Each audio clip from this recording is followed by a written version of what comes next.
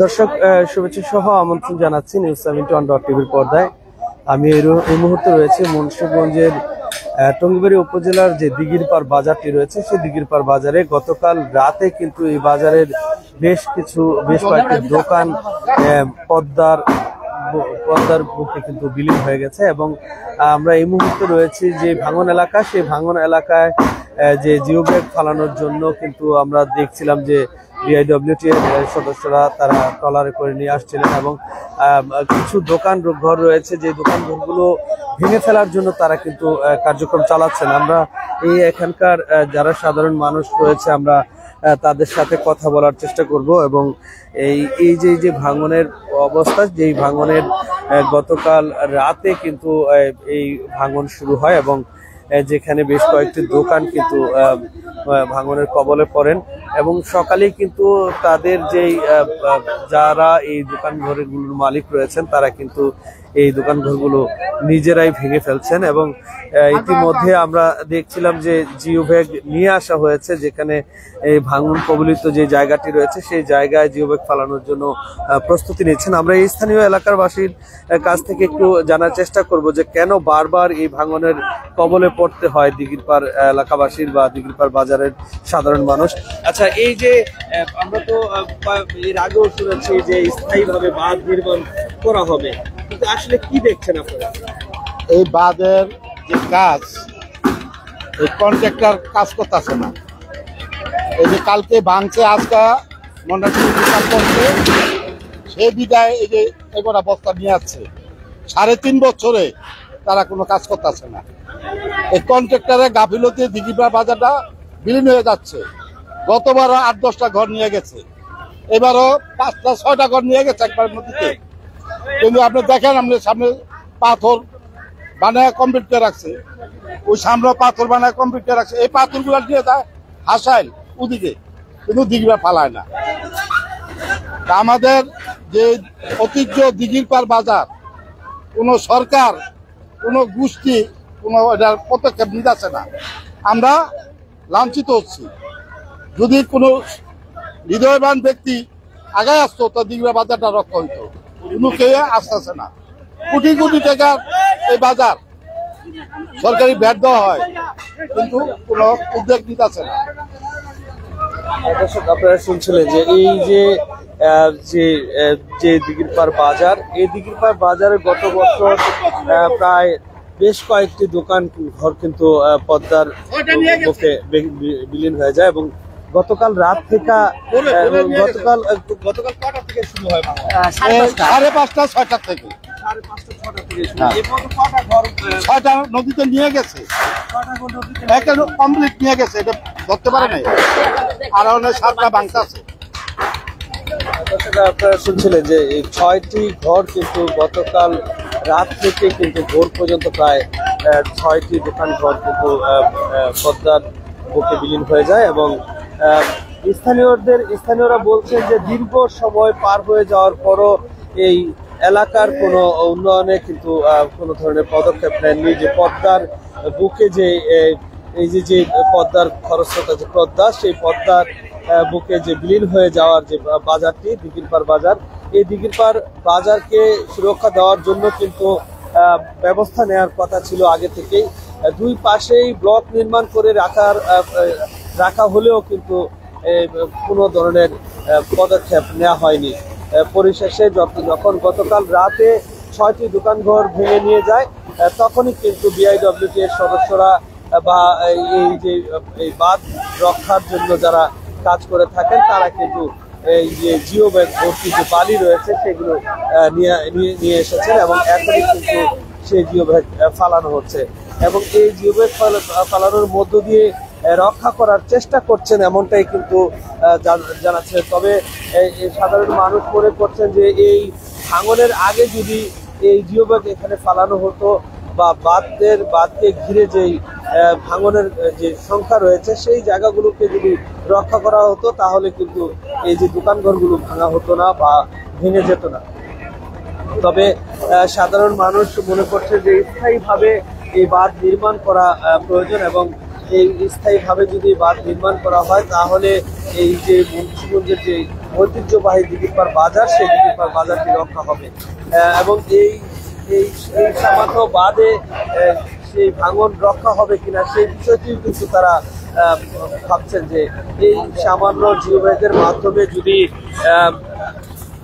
যদি বাঁধ নির্মাণ করা হয়, যদি জিওব্যাগ ফালানো হয়, তারপরে কিন্তু স্থায়ীভাবে এই ভাঙন রক্ষা করা যাবে না।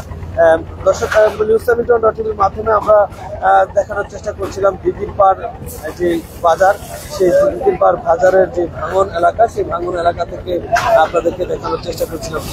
যদি একটু দেখাই যে এই যে নদীর যে পদ্মার যে স্রোত, সেই পদ্মার স্রোত কিন্তু আসলে বলা যায় যে পদ্মার স্রোতের যেই তীব্রতা, সেই তীব্রতা কিন্তু দেখে মনে হয় যে কোনো সময় কিন্তু এই জিওব্যাগ ফালানোর যে জায়গাগুলো রয়েছে সেই জায়গাও কিন্তু এখান থেকে বিলীন হয়ে যাওয়ার সম্ভাবনা রয়েছে।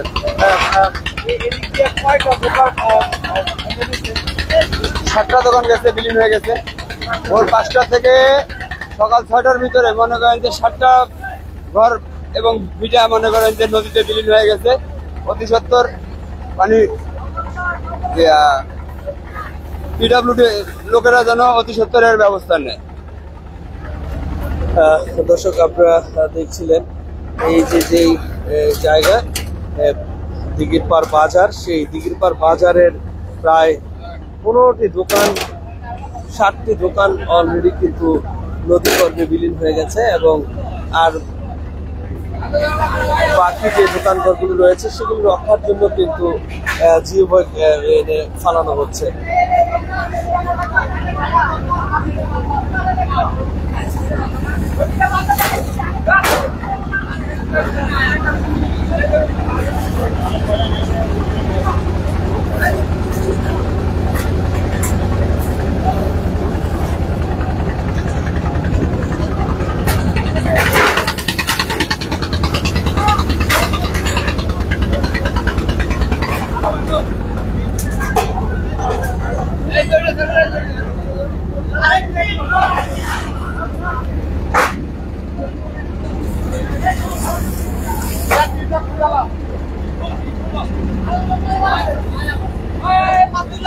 দর্শক, পদ্মার যে দিঘিরপাড় যে পুরনো যে বাজারটি, ঐতিহ্যবাহী দিঘিরপাড় বাজার, সেই দিঘিরপাড় বাজার ঘিরে প্রতি বছরই কিন্তু পদ্মার বুকে বিলীন হয়ে যায় অনেক দোকান। গত বছরও প্রায় 20 থেকে 25টি দোকান ঘর কিন্তু পদ্মার স্রোতে ভাঙন শুরু হয় এবং ভাঙন শুরু হলে কিন্তু সেই দোকানঘরগুলো বিলীন হয়ে যায় এবং এভাবেই কিন্তু দর্শক প্রতি বছর এই এলাকায় ভাঙন চলতে থাকে।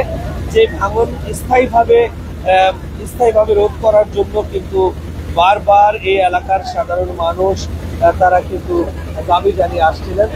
তবে এখানকার এই সাধারণ মানুষ বলছিলেন যে এই পদ্মার ভাঙনকে রোধ করার জন্য যে ব্লক নির্মাণ করা হয় লোহজং এবং টঙ্গিবাড়ির যেই দিঘিরপাড় এলাকায়, সেই ব্লকগুলো কিন্তু এই ভাঙনের আগে যদি ফালানো হতো তাহলে কিন্তু এই ধরনের বিপর্যয় ঘটতো না।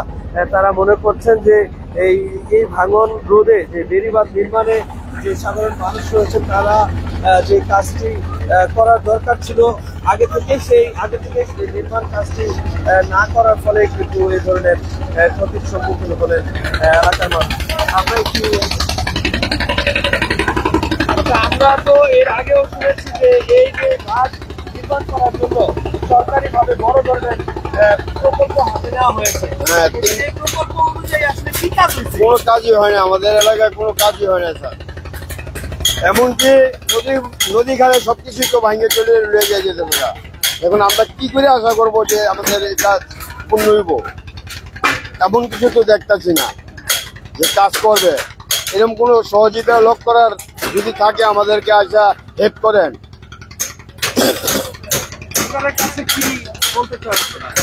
দুর্গলায় আবেদন করছি যে আমাদের নদী ভাঙ্গা থেকে রক্ষা করেন।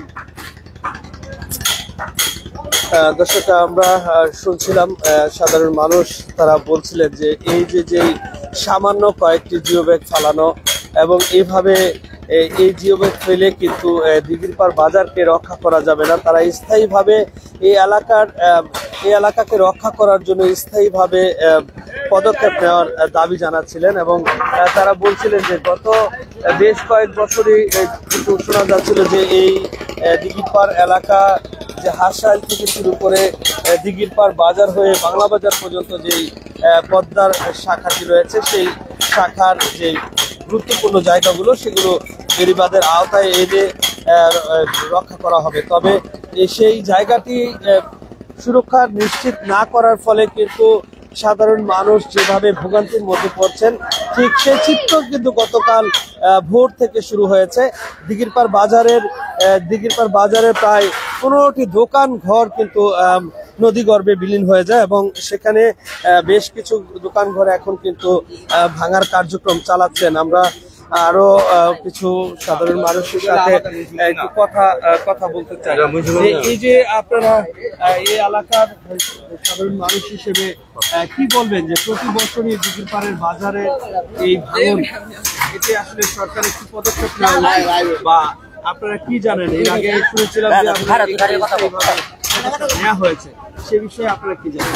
আমরা তো শুনছি যে এটা স্থায়ী বাঁধের জন্য আজকে গত 5-7 বছর ধরে শুনতেছি বাঁধ হবে, এই পর্যন্ত তো কার্যক্রম হয় নাই, এখনো পর্যন্ত কার্যক্রম। প্রতি বছরই এরকম ঘটনা ঘটতেছে বাজারের মধ্যে, আর প্রতি বছরই এরকম 10টা-20টা ঘর নিয়ে যেতেছে, আর প্রশাসন তো এগুলা দেখে না। যে প্রশাসন এগুলা দেখেও দেখে না, যে সাধারণ কিছু বালি বস্তা ফালা দিয়ে দিতেছে, এখন ফালাইতেছে, কালকেই থাকবো না। আর এখন তো বাঙ্গার শুরু, এই আপনার এটা হলো চলতেছে কি না, আগস্ট, সেপ্টেম্বর, অক্টোবর, একেবারে অক্টোবর পর্যন্ত আপনার এই ভাঙন থাকবে। 3 মাসে ভাঙন থাকে আপনার। এই যে এখন যে জিওব্যাগটা ফালানো হইতাছে, এই জিওব্যাগটা যদি আগে ফালানো হতো তাহলে একটা উপকারিতা হয়তো। জিওব্যাগ আগে ছিল, আগে ব্লকও ফালানো হয়েছে, কিন্তু ওগুলা তো কাজ হয় না। এটার মূলত কাজ দরকার হলো বেড়িবাঁধের, এটা স্থায়ী বাঁধের দরকার। যদি স্থায়ী বাঁধ হয় তাহলে এই এলাকার হাজারো ঘরবাড়ি, হাজারো মানুষ উপকৃত হইবে। দর্শক, সাধারণ মানুষ যেই বিষয়টা বলছিলেন যে স্থায়ীভাবে যদি বাঁধ নির্মাণ না করা হয় তাহলে কিন্তু এই যে সামান্যভাবে প্রতি বছর এইভাবে বাঁধ নির্মাণ করার ফলে কিন্তু আসলে কোনো উপকারী কিন্তু আসছে না এবং যার ফলে প্রতি বছরই দিঘির পাড় বাজারের এই দোকান ঘর ধীরে ধীরে বিলীন হয়ে দিঘির পাড় যে ঐতিহ্যবাহী দিঘির পাড় বাজারটি, সেই বাজারটি কিন্তু ছোট হয়ে আসছে এবং এই এলাকার সাধারণ মানুষ সহ পদ্মার পাড়ের যেই সাধারণ মানুষ রয়েছেন তাদের দাবি যে স্থায়ীভাবে বেড়িবাঁধ নির্মাণ করা হয় এবং স্থায়ীভাবে যদি বেড়িবাঁধ নির্মাণ করা হয় তাহলে এই পদ্মার ভাঙনের কবল থেকে তারা রক্ষা পাবেন।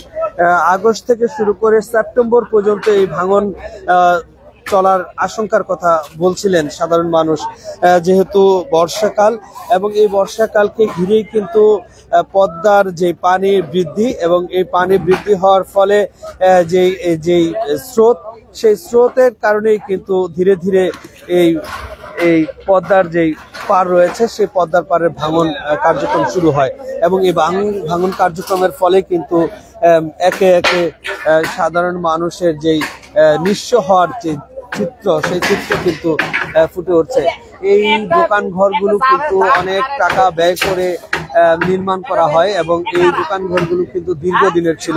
এই দোকান ঘরগুলো গতকাল রাত থেকে কিন্তু যখন ভাঙন শুরু হয়, এই ভাঙনের কবলে পড়ে কিন্তু প্রায় 60টি দোকান ঘর কিন্তু পদ্মার মুখে কিন্তু বিলীন হয়ে যায়। দর্শক, আপনারা দেখছিলেন যে পদ্মা পাড়ের যে নদীর যে স্রোত, সেই স্রোত কিন্তু আসলে বলে বোঝানোর মতো নয় যে কি ধরনের স্রোত এবং কিভাবে ঘূর্ণি মতো হয়ে সেই স্রোতটি কিন্তু আবার পাড়ে এসে আঘাত করছে এবং পাড়ে এসে আঘাত করার সাথে সাথে কখন কোন জায়গা দিয়ে ভেঙে পড়ছে সেটা কিন্তু আসলে কি একটি আতঙ্কের বিষয়। তবে স্থানীয় সাধারণ মানুষের যেই দাবি, তারা যেন এটিকে স্থায়ীভাবে বাঁধ নির্মাণ করা হয় এবং স্থায়ীভাবে বাঁধ নির্মাণ করার হলে কিন্তু তারা স্থায়ীভাবে এখান থেকে রক্ষা পাবে। তবে দীর্ঘ 7 থেকে 8 বছর যাবৎ কিন্তু তারা শুনছিলেন যে বাঁধ নির্মাণ করা হবে এবং সেই বাঁধ নির্মাণ করে কিন্তু স্থায়ীভাবে এখানে বাঁধ নির্মাণ করা হবে এবং পদ্মার যেই ভাঙন, সেই পদ্মার ভাঙন থেকে দিঘির পাড়, হাঁসাইল, বাংলা বাজার এই অঞ্চলের সাধারণ মানুষ সহ লৌহজং পর্যন্ত যে বিস্তীর্ণ পদ্মা নদীর পাড়, সেই পদ্মা নদীর পাড়ে যে সাধারণ মানুষ রয়েছে তাদেরকে সুন্দরভাবে তাদের জীবন যাপন করে যেতে পারবেন, এমনটাই কিন্তু আশার বাণী শুনিয়ে আসছিলেন গত যে সরকার ছিলেন সেই সরকারের সময়ও কিন্তু এই ধরনের আশার বাণী দেওয়া হয়েছিল। তবে এবারও তারা সাধারণ মানুষ তারা কিন্তু চাচ্ছেন যে কোনোভাবেই যেন এই পদ্মার যে ভাঙন, এই ভাঙনকে রক্ষা করার জন্য তারা দাবি জানাচ্ছিলেন এবং তারা বলছিলেন যদি স্থায়ীভাবে বাঁধ নির্মাণ করা হয় তাহলেই রক্ষা পাবে মুন্সিগঞ্জের যে ঐতিহ্যবাহী দিঘির পাড় বাজার, সেই দিঘির পাড় বাজার এবং এই দিঘির পাড় বাজারকে রক্ষা করার জন্যই কিন্তু তারা দাবি জানিয়ে আসছিলেন। দর্শক, আপনারা দেখছিলেন যে এই যে নদীর যে পাড়টি, সেই পাড়ে কিন্তু দিঘির পাড়ের এক সময় বাজার ছিল, সেই বাজার কিন্তু ভাঙতে কিন্তু অবশেষে কিন্তু এই জায়গায় এসে পড়েছে এবং গত বছরও কিন্তু এই পদ্মার ভাঙনে প্রায় 12 থেকে 15টি ঘর কিন্তু দোকান ঘর কিন্তু নদী গর্ভে বিলীন হয়ে যায়।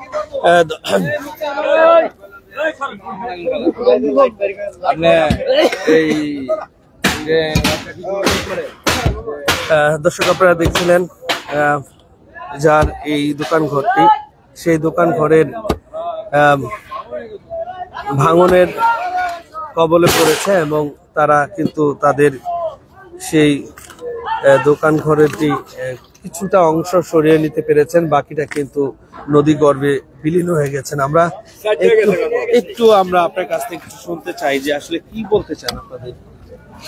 পদ্মার 4টা ঘর নিয়ে গেছে আর 500টা ভাঙ্গা হয়েছে, এই তো আর কি। ভাঙ্গা তো 7টা না, ভাঙ্গা সারা যাইতে 4টা ঘর নদীতে নিয়ে গেছে। অনেক কি করতে সরকারের কাছে আমরা জানাইতে চাই যে আমাকে লেগে কিছু আগে আসো, আমাকে সাহায্য করো, বস্তা মানে পাথর পুতুর দিলে আমাকে একটু রক্ষা করা যায়।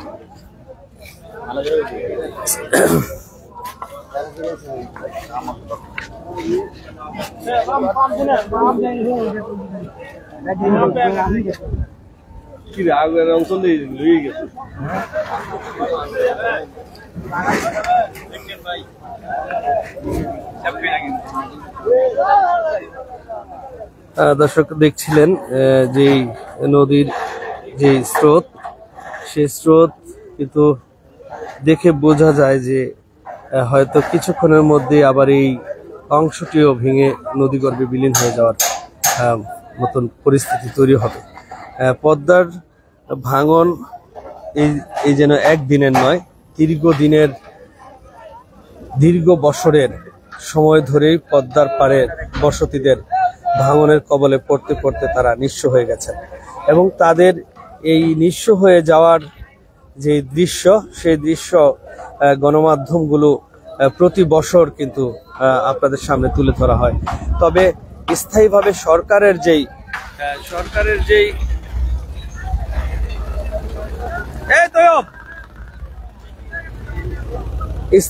সরকারের যেই পদক্ষেপ, সেই সরকারি পদক্ষেপগুলোর দায়িত্ব অবহেলার কারণেই কিন্তু নিঃস্ব হচ্ছেন সাধারণ মানুষ, ঘরবাড়ি হারাচ্ছেন, ব্যবসা প্রতিষ্ঠান হারাচ্ছেন।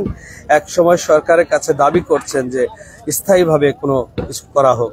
তবে স্থায়ীভাবে নির্মাণের জন্য তাদের যে দাবি, সেই দাবি পূরণ কবে হবে সেটাই এখন প্রশ্ন হয়ে দাঁড়িয়েছে।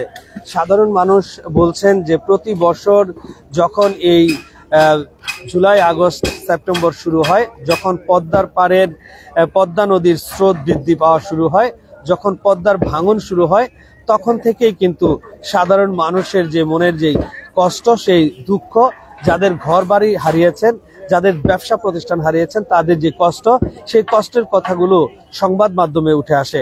আর সংবাদ মাধ্যমে উঠে আসার পরেই কর্তব্যরত যারা রয়েছেন তারা কিন্তু আশার বাণী শুনিয়ে যান যে বড় ধরনের প্রকল্প নেওয়া হচ্ছে, স্থায়ীভাবে বাঁধ নির্মাণ করা হবে, কিন্তু আবারও সেই সময় ঘুরে এসে পুনরায় আবার যখন পদ্মার ভাঙন শুরু হয় ঠিক একই বাণী কিন্তু শুনিয়ে যান। দর্শক, আমরা দেখাচ্ছিলাম কিছুক্ষণ আগে এখানে জিও ব্যাগ ফালানো হচ্ছে, সামান্য কয়েকটি জিও ব্যাগ ফালানো হয়। এই সামান্য কয়েকটি জিও ব্যাগ ফালানোর ফলে কিন্তু কোনো ধরনের ভাঙন রোধ করা সম্ভব হবে না। স্থানীয় সাধারণ মানুষ চাচ্ছেন যেন স্থায়ীভাবে বাঁধ নির্মাণ করে এই ভাঙন থেকে রক্ষা করে পদ্মার পাড়ের বাসিন্দাদের। আমি বিদায় নিচ্ছি। Mohammad Jahangir Alam, news 71.tv, Munshiganj.